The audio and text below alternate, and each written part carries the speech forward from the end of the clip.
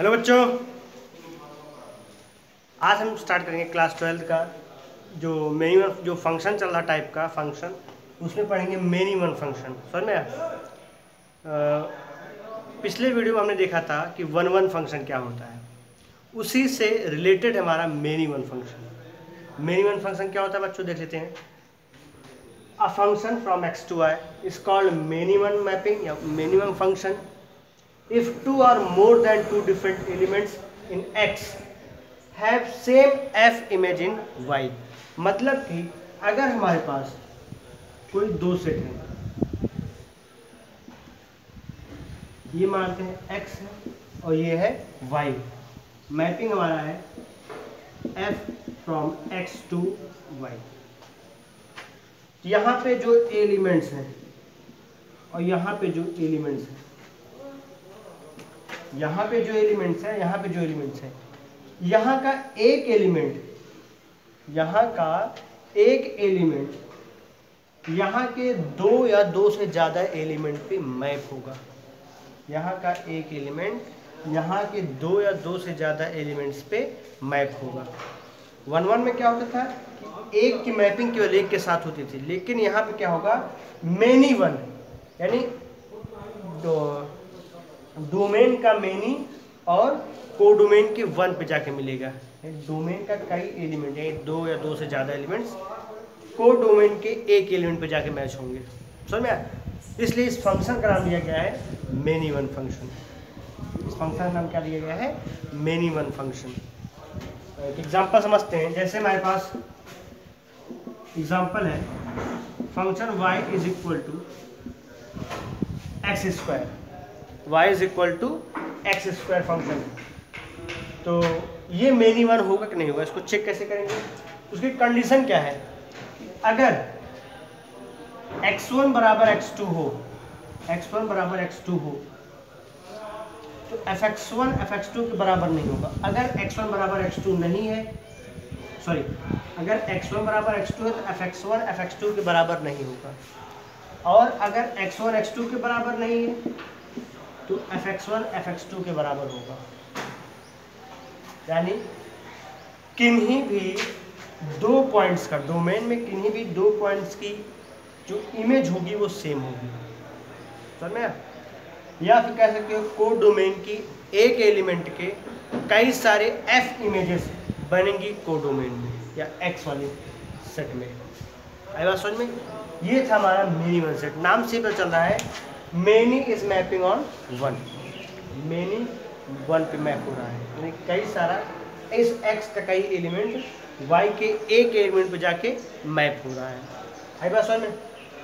तो ये हो गया एक एग्जांपल हमारा मेनी वन फंक्शन का। और या फिर देख लें y is equal to mod x, y is equal to modulus x। ये भी क्या होगा, हमारा मेनी वन फंक्शन होगा। एक बार इसको अगर सॉल्व करके देखें तब कैसे समझेंगे कि मेनी वन होगा कि नहीं। सॉल्यूशन करें।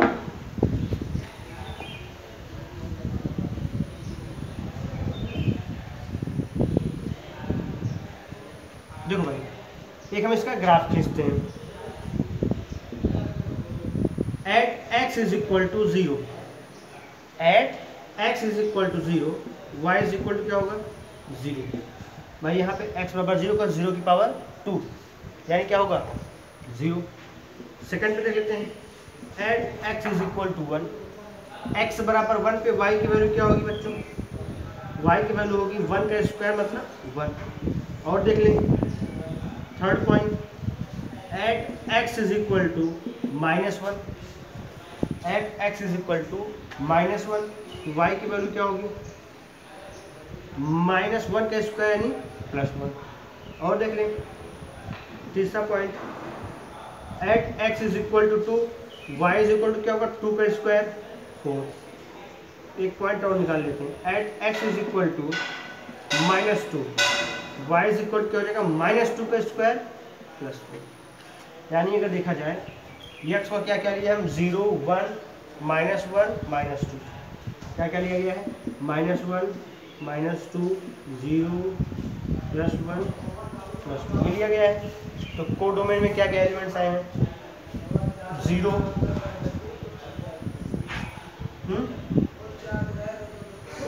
1, फिर से बनाया है 4 ना, फिर 4, दो एलिमेंट सेम हो रहे हैं। यहाँ देखा जाए +1 और -1 की इमेज क्या है, +1, +2 और -2 की इमेज क्या है, 4 आई है, और 0 की इमेज 0 है। तो यहाँ पे देखा जाए कि डोमेन के दो एलिमेंट्स का एक इमेज बन रहा है कोडोमेन में ना, -1 +1 का इमेज +1, -2 +2 का इमेज क्या बन रहा है 4, 0 का इमेज क्या बन रहा है 0 बन रहा है। या फिर कह सकते हैं यहाँ पे 1 का 2 F इमेज है, -1 +1, 4 का भी 2 F इमेज है, -2 +2, 0 का एक F इमेज है 0। यानी ऐसा फंक्शन जिसमें डोमेन का 2 या 2 से ज़्यादा एलिमेंट को डोमेन के एक एलिमेंट में जाके मैप हो, समझ में। या फिर कह सकते हो सिंपल भाषा में डोमेन के 2 या 3 एलिमेंट्स का सेम इमेज होना, वही क्या कहता है हमारा मेन इवन फंक्शन। तो मैं लिखना चाहिए वीडियो पास करके आप इसको नोट डाउन कर लीजिए।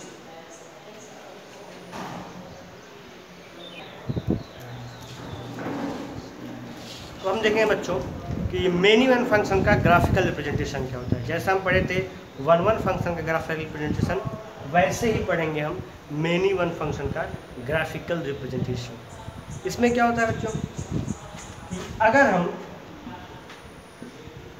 एक्स एक्सिस के पैरेलल लाइन खींचे, कोई ग्राफ हो हमारे पास, कोई ग्राफ बनाए और उसके बाद हम एक्स एक्सिस के पैरेलल एक लाइन खींचे, अगर वो लाइन पैरेलल लाइन खींच रहे हैं, अगर वो उस दिए गए ग्राफ को, जो फंक्शन का हम ग्राफ बनाए हैं, उसको 2 या 2 से ज़्यादा पॉइंट पे कट कर रहा है, 2 या 2 से ज़्यादा पॉइंट पे कट कर रहा है, तो जो फंक्शन होगा हमारा वो मेन इवन फंक्शन कहलाएगा। जैसे हमने बताया था ना y = x², इसका ग्राफ कुछ ऐसे जाएगा हमारा, ये ओरिजिन होकर जाएगा ना, ये ग्राफ हो गया हमारा y = x²। तो मेन इवन फंक्शन टेस्ट करने के लिए हम क्या करेंगे, एक्स एक्सिस के पैरेलल एक लाइन खींचेंगे, एक्स एक्सिस के पैरेलल एक लाइन खींचेंगे, ये हमारा एक्स एक्सिस है, ये हमारा वाई एक्सिस है। तो अगर जो पैरेलल लाइन है वो ग्राफ को 2 या 2 से ज़्यादा पॉइंट पे कट करेगा, तो फंक्शन क्या कहलाएगा हमारा, वो मेन इवन फंक्शन। यहाँ देखा जाए ये एक पॉइंट यहाँ कट कर रहा है और यहाँ पे कट कर रहा है, इसलिए जो हमारा y = x², ये क्या होगा हमारा मेन इवन फंक्शन होगा। आई बात समझ में। इसका ग्राफिकल रिप्रेजेंटेशन क्या होता है बच्चों, इसका ग्राफिकल रिप्रेजेंटेशन होता है कि अगर हम एक्स एक्सिस के पैरेलल लाइन खींचें और वो ग्राफ को या फंक्शन को 2 या 2 से ज़्यादा पॉइंट पे इंटरसेक्ट करे, तो हमारा फंक्शन क्या कहलाएगा, फंक्शन हमारा होगा मेन इवन फंक्शन। वो फंक्शन क्या होगा, मेन इवन फंक्शन होगा। आई बात समझ में। एक आध 2 एग्जाम्पल और लिख लेते हैं, अगर आप इसको पहले बनाना चाहें या पहले लिख दें, लिखना चाहें आप। If we draw a line parallel to x axis and it intersects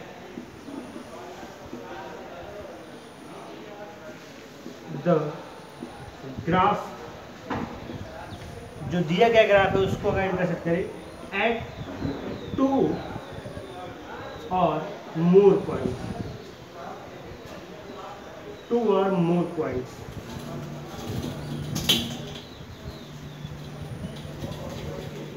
then the given function will be main iven. Got it?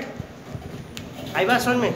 अगर हम एक्स एक्सिस के पैरेलल कोई लाइन खींचे और वो ग्राफ को 2 या 2 से ज़्यादा पॉइंट पे इंटरसेक्ट करे, 2 या 2 से ज़्यादा पॉइंट्स पे इंटरसेक्ट करे, तो हमारा जो फंक्शन होगा, जो दिया गया फंक्शन होगा, वो क्या होगा बच्चों, मेन इवन फंक्शन होगा। आई बात समझ में। वो क्या होगा हमारा मिनिमम फंक्शन होगा। आप लेंगे चाहे इसको लिख सकते हैं वीडियो पास करके।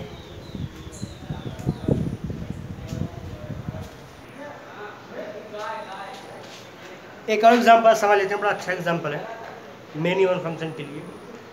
आपने मॉडुलस फंक्शन 11 में पढ़ा होगा ना, रिलेशन फंक्शन पढ़ते वक्त आपने कई सारे फंक्शंस पढ़े होंगे, जैसे मॉडुलस फंक्शन, सिग्मा फंक्शन ना, ट्रिग्नोमेट्रिक फंक्शन, अलजेब्रिक फंक्शन, कई सारे फंक्शंस पढ़े होंगे।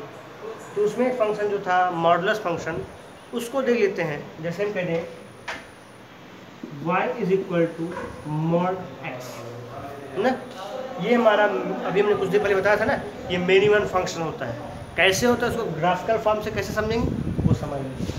y is equal to mod x की 3 वैल्यूज निकलती हैं यहाँ पे।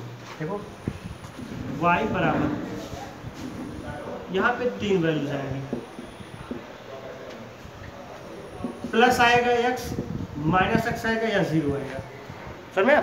y की 3, y is equal to mod x में y की 3 वैल्यूज मिलेंगी, प्लस x, माइनस x, 0 ना। कब?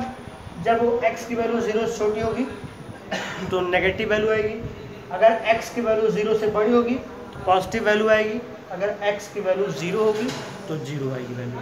तो ना इसका ग्राफ कुछ ऐसे जाता है, इसका ग्राफ कुछ ऐसे जाता है। समझ में? तो हमको चेक करना है कि मिनिमम फंक्शन है कि नहीं। तो हम क्या करेंगे, सिंपल सा x एक्सिस पैरेलल एक लाइन खींचेंगे,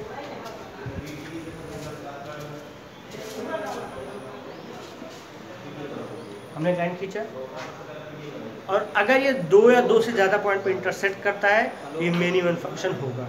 देखो भाई, ये एक पॉइंट यहाँ पे कट कर रहा है, एक यहाँ पे कट कर रहा है, इसलिए जो हमारा y is equal to mod x है, ये फंक्शन क्या होगा बच्चों, मिनिमम फंक्शन। ये कैसा फंक्शन होगा जी, मिनिमम फंक्शन होगा। समझ में? ये शायद कुछ लोग को ना समझ में आया हो, ये मॉडुलस फंक्शन का ग्राफ होता है, ये मॉडुलस फंक्शन का ग्राफ होता है। आई बात समझ में? तो अगर नहीं पढ़े तो इसमें हम वीडियोस बनाएंगे फंक्शन के बारे में, जब 11th क्लास चालू करेंगे तो उसमें इन सब के बारे में बताएंगे आपको अच्छे से, आपको नोटिफिकेशंस मिल जाएंगी उसकी, आप देख लीजिएगा जाकर, तब अच्छे से क्लियर हो जाएगा। क्योंकि आप अगर 11th अच्छे से पढ़ेंगे आपको आता है। आप लिखना चाहें इसको बेशक लिख सकते हैं वीडियो पास करके।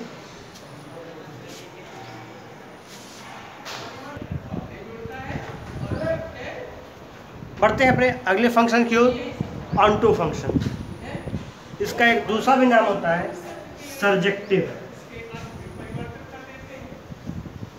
इसको हम सर्जेक्टिव फंक्शन भी बोलते हैं या मैपिंग बोलो। ये क्या होता है बच्चों, देखो जैसे हमने पढ़ा था फंक्शन में 2 कंडीशंस, क्या कि x का हर एक एलिमेंट y के हर एक एलिमेंट पे मैच होना चाहिए, या डोमेन का हर एक एलिमेंट को डोमेन के हर एक एलिमेंट पे जाके मैप होना चाहिए। दूसरी चीज़ कि डोमेन का एक भी एलिमेंट खाली ना हो, वो हमारा फंक्शन होता था। वैसे ही यहाँ पे फंक्शन में, ऑन्टो फंक्शन में, जैसे यहाँ पे डोमेन का एक एलिमेंट को मतलब डोमेन का कोई भी एलिमेंट खाली नहीं होता था, वैसे यहाँ ऑन्टो फंक्शन में को डोमेन का कोई भी एलिमेंट छूटना नहीं चाहिए, उसका कुछ ना कुछ प्री इमेज डोमेन में होना चाहिए या एफ इमेज डोमेन में होना चाहिए। समझ में? फिर से देख लेते हैं ग्राफ की मदद से। जैसे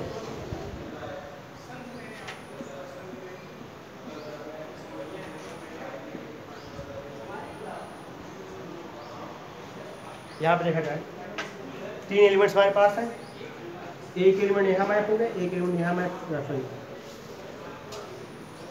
एक एलिमेंट या तीनों ही जाके मैप हो गया। ये फंक्शन कैसा हो गया हमारा, मेनी वन, इसका मेनी इसके वन से जाके मैप हो रहा है।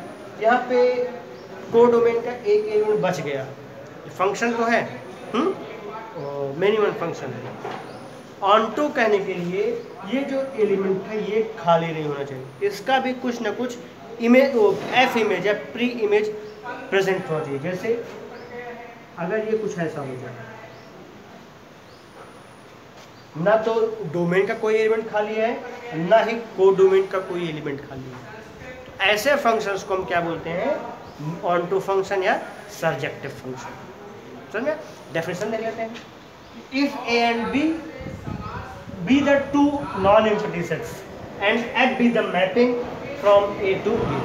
अगर ए और बी कोई दो नॉन एम्प्टी सेट है और एफ क्या है, कोई मैपिंग है ए से बी का, then mapping from A to B such that for each b belongs to B there exist a belongs to B. यानी कि अगर ए और बी कोई दो नॉन एम्प्टी सेट हैं और कोई फंक्शन एफ है हमारा, है ना, एफ फंक्शन को डिफाइंड है, तो जो एफ फंक्शन होगा उसको ऑनटू कब कहेंगे, जब सेट बी यानी को डोमेन के हर एक एलिमेंट का कुछ ना कुछ प्री इमेज सेट ए में प्रेजेंट हो, को डोमेन में प्रेजेंट हो, को डोमेन के हर एक एलिमेंट का, को डोमेन के हर एक एलिमेंट का प्री इमेज या एफ इमेज सेट ए में या डोमेन में प्रेजेंट होना चाहिए। तब जो हमारा फंक्शन है वो फंक्शन क्या कहलाएगा, ऑनटो फंक्शन या सर्जेक्टिव फंक्शन। क्लियर बात? इसको हम क्या बोलेंगे तब, ऑनटो फंक्शन या फिर सर्जेक्टिव फंक्शन। या सिंपल भाषा में कहें हम तो अगर को डोमेन हमारा पूरा का पूरा को डोमेन ही हमारा रेंज बन जाए तो फंक्शन हमारा क्या हो जाएगा, ऑनटो हो जाएगा। इसका मतलब कि देखो रेंज क्या होता था,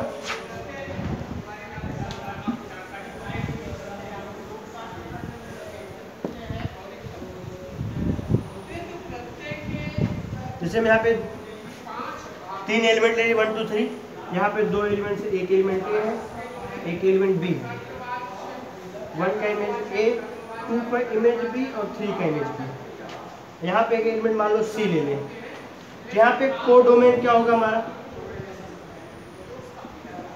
को डोमेन होगा ए बी सी। को डोमेन क्या होगा यहाँ पे, ए बी सी। और रेंज क्या होगा बच्चों, रेंज होगा जो जो इमेजेस हैं वही इमेज का सेट हमारा रेंज होता है। इमेज क्या है यहाँ पे, ए और बी। इमेज क्या है बच्चों यहाँ पे, ए और बी। क्या को डोमेन और रेंज बराबर है, नहीं। अगर दोनों सेम हो जाए यानी पूरा का पूरा को डोमेन क्या हो जाए हमारा, इमेज में कन्वर्ट हो जाए, या कहते हैं ये जो सी है ये भी इसमें इंक्लूड हो जाए, यानी इसका भी कुछ ना कुछ प्री इमेज हो, तो ये फंक्शन हमारा क्या हो जाएगा बच्चों, ऑनटो फंक्शन हो जाएगा या सर्जेक्टिव फंक्शन हो जाएगा। यहाँ देखो को डोमेन और रेंज दोनों सेम हो गए, A B C A B C. समझ में? सिंपल भाषा में कहें, ना तो डोमेन का कोई एलिमेंट खाली हो, ना को डोमेन का कोई भी एलिमेंट खाली हो। डोमेन के हर एक एलिमेंट का इमेज होना चाहिए और को डोमेन के हर एक एलिमेंट का प्री इमेज इस डोमेन में प्रेजेंट होना चाहिए। तब जो फंक्शंस तैयार होते हैं उन फंक्शन को बोलते हैं ऑनटो फंक्शन या फिर सर्जेक्टिव फंक्शन। आई बात समझ में? और यहाँ पे ऐसा कुछ नहीं कि एक एक एलिमेंट मैच होना चाहिए, नहीं। यहाँ पे को डोमेन का 2 एलिमेंट, यहाँ पे एक, यहाँ को डोमेन का एक एलिमेंट डोमेन के 2 एलिमेंट पे मैप हो सकता है। समझ में? तो कंडीशन तो मिनिमम हो सकता है ये, इसका 2 3 इसके एक मैच हो सकता है, लेकिन इसका खाली नहीं होना चाहिए बस।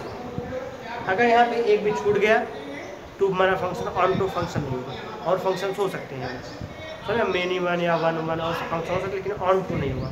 ऑनटो कहने के लिए इस वाले सेट में कोई भी फंक्शंस या कोई भी जो फंक्शन की जो एलिमेंट है वो खाली नहीं होगा। समझे? जो सेट बी है उसके कोई भी एलिमेंट छूटने चाहिए, सबका कुछ ना कुछ प्री इमेज सेट ए में प्रेजेंट होना चाहिए। आई बात समझ में? तो ये था हमारा ऑनटो फंक्शन। समझे? आप लिखा चाहे वीडियो पास करके नोट कर लीजिए, फिर मैं आगे डिस्कशन करेंगे इसका ज्योमेट्रिकल रिप्रेजेंटेशन की।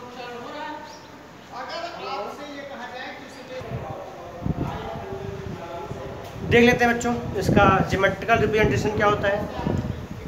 इसके ज्योमेट्रिकल रिप्रेजेंटेशन के लिए क्या करेंगे हमको ये देखना होगा कि जो ग्राफ हमारा जो फंक्शन दिया गया है उसका क्या ग्राफ खींचे। जैसे हमारा ये होगा एक्स एक्सिस और ये हो गया हमारा वाई एक्सिस। अगर हम ग्राफ खींचें और वो ग्राफ वाई एक्सिस में, अगर वाई देखा जाए वाई एक्सिस का पॉजिटिव है, ये क्या है वाई एक्सिस का नेगेटिव है, ये प्लस इन्फानाइट से माइनस इन्फानाइट तक ग्राफ हमारा फैला हो, मतलब कि वाई एक्सिस की ओर प्लस इन्फानाइट से माइनस इन्फानाइट तक हमारा ग्राफ क्या हो, एक्सटेंड हो, फैला हो। तो जो हमारा फंक्शन होगा वो फंक्शन क्या कहलाएगा बच्चों, ऑनटो फंक्शन कहलाएगा। जैसे y is equal to x cube, y is equal to x cube, इसका ग्राफ कैसे जाएगा, समथिंग ऐसे जाएगा इसका ग्राफ, इसका कोई अंत नहीं होगा, ये इधर फैलता जाएगा, ये इधर फैलता जाएगा। यानी जब हम ग्राफिंग करेंगे और वो प्लस इन्फानाइट से y की तरफ और माइनस इन्फानाइट y की तरफ फैला हो, और उसका कोई अंत ना हो, ऐसे फंक्शंस को हम बोलते हैं बच्चों ऑनटो फंक्शन। या फिर एक एग्जांपल और देख लो, y is equal to a x plus b ना, इसका भी ग्राफ कुछ ऐसे जाएगा,